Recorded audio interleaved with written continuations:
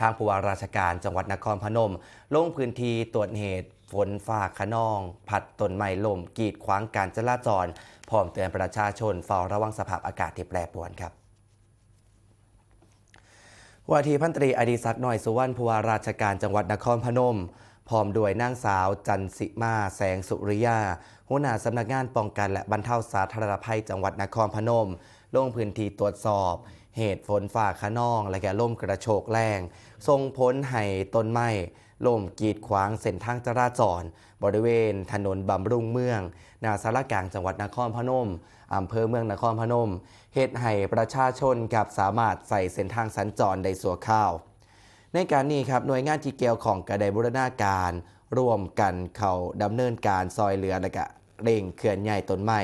ที่ล่มกีดขวางการจราจรประกอบโดยเทศบาลเมืองนครพนมสำนักงานป้องกันและบรรเทาสาธารณภัยจังหวัดนครพนมอสจังหวัดนครพนมและการไฟฟ้าส่วนภูมิภาคจังหวัดนครพนมเพื่อเร่งในการเปิดเส้นทางตรวจสอบความปลอดภัยของระบบไฟฟ้าอำนวยความสะดวกให้กับประชาชนสามารถกลับไปใส่เส้นทางได้ตามปกติโดยเร็วที่สุดทางนี้นะครับจังหวัดนครพนมก็ได้แจ้งเตือนประชาชน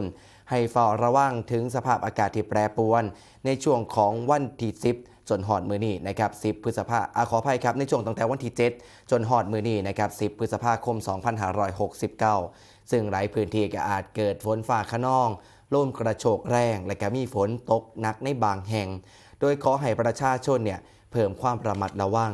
ตรวจสอบบ้านเรือนป้ายโฆษณาและก็สิ่งปลูกสร้างที่มีความมั่นคงแข็งแรงหลีกเลี่ยงการอยู่ใต้ต้นไม้ใหญ่หรือว่าในพื้นที่ที่โล่งแจ้งขนาดเกิดฝนฟ้าคะนองรวมถึงเฝ้าระวังอันตรายจากฟ้าผ่าลมแรงน้ำท่วมฉับพลันและก็น้ำป่าไหลหลากครับพร้อมติดตามประกาศจากการเตือนภัยจากทางราชการอย่างใกล้ชิดและก็สามารถแจ้งเหตุหรือว่าขอความช่วยเหลือผ่านสายด่วนนิรภัย